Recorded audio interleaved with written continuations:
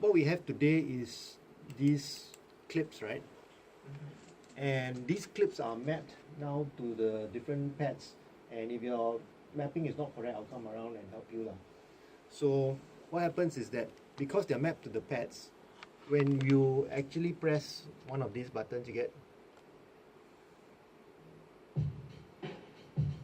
and then each button triggers now a new clip.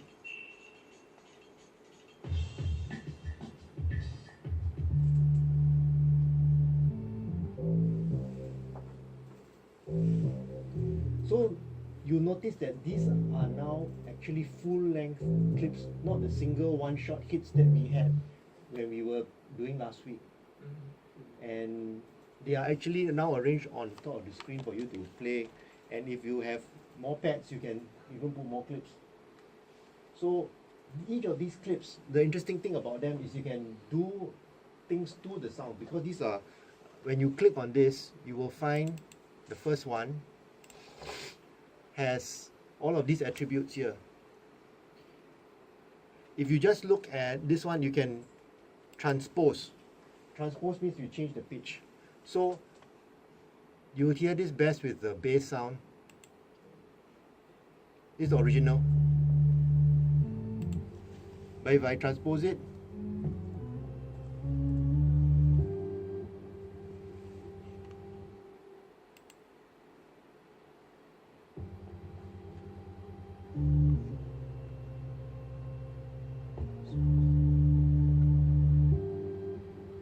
so here it is. I can change the pitch. I can make it higher, lower. Oops. I can also change the volume. If I find that among them, some are too loud, some are too soft, I can change the volume from here. So now it is.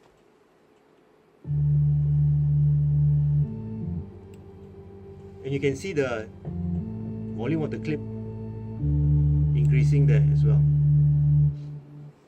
You can do other funny things like, there's this button here, REV. Anybody know, guess what it can do? Reverse, yeah. Then it will go.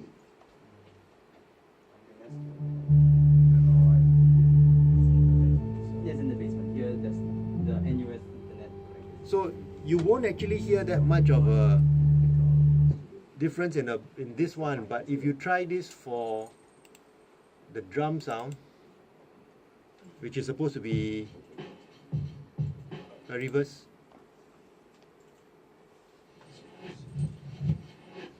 So you can make a lot of interesting variations. Okay.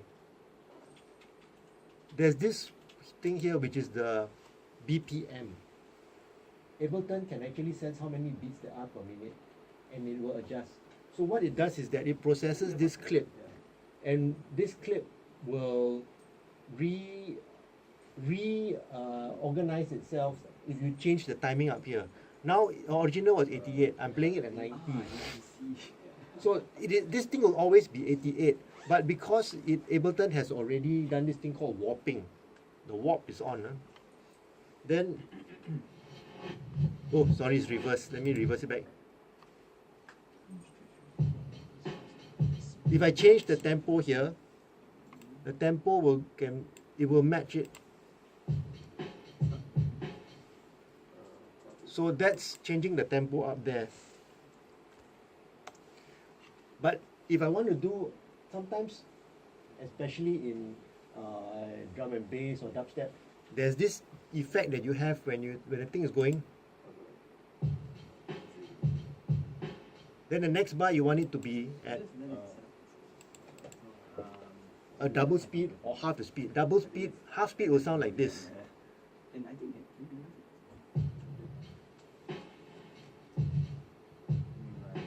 can just Double speed is when, so this times 2 and divide by 2 have the effect.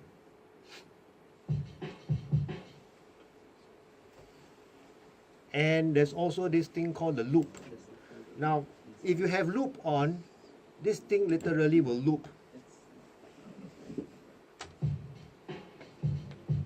And it's looping. It will continue and continue forever. Now, up to you whether you want it to continue forever and ever. why I have actually set it to not loop is that when we are playing on the pads, if you loop it, then they say you just carry on forever. You don't have to do anything at all, right? Okay. Then But there are so what happens is that if you don't loop it, then every bar I will need to press again. Ooh, excuse me.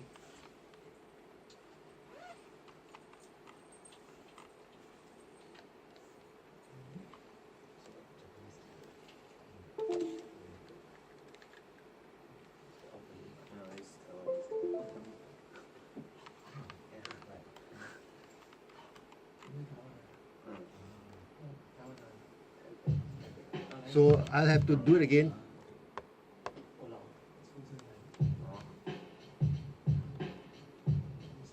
Okay.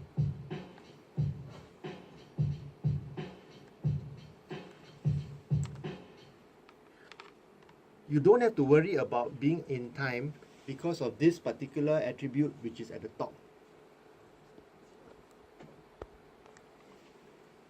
Here it says 1 bar. So the new clip, when you press again, it will start at the next bar. So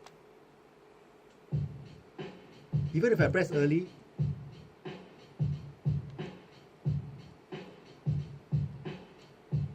but I don't want to press late, because if I press late, it waits for the next bar to come around.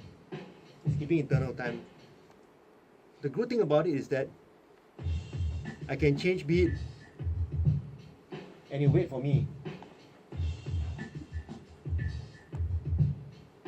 And it will sync together. I'm doing the second one.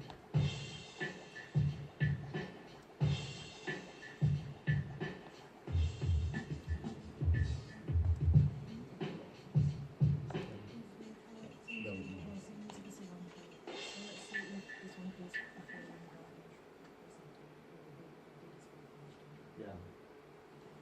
So you will not go off timing one. Unlike what happened last week.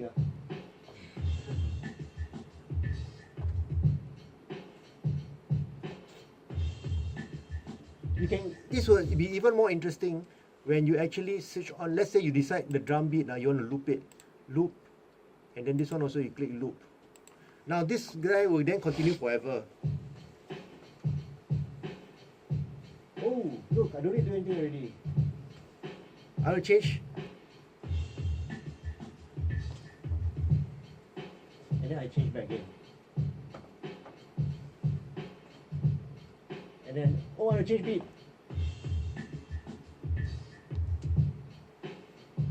So if you want to let it loop, you can also let it loop. It will really depend on how you feel. For these purposes of what we're doing today, my problem is that how to make this thing stop. So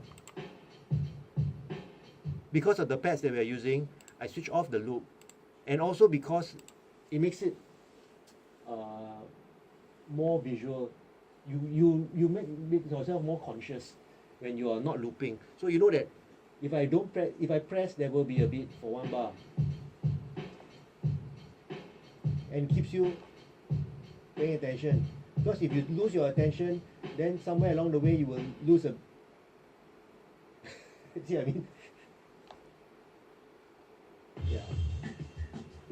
So then you pretend that it was all intentional. Okay. So one of the interesting principles of this arrangement is that vertical. Okay, one last thing before you practice on your own. Vertical replace vertical.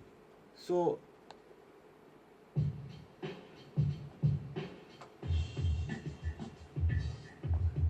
you cannot play 2 verticals together, but you can play any number of horizontals you want together.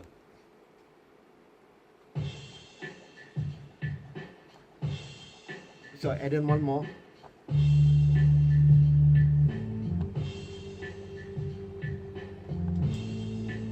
Add some more.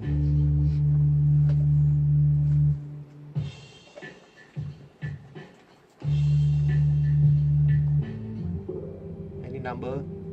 See, I keep on forgetting to press the beat, right?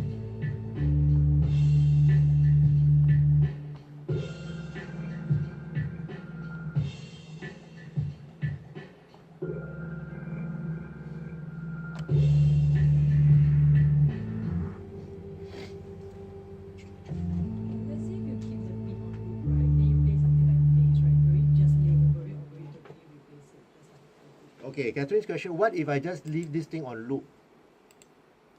Right, the first one on loop, would the rest layer? And the answer is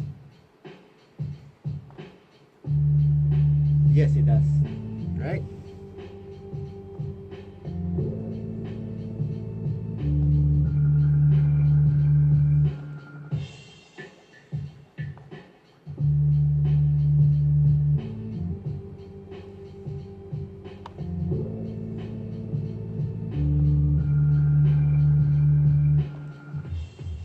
And press the vertical one. The vertical one now replaces it for one bar.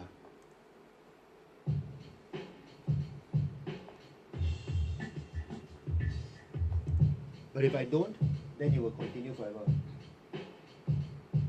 Okay, so try out this and try and see what you come up with.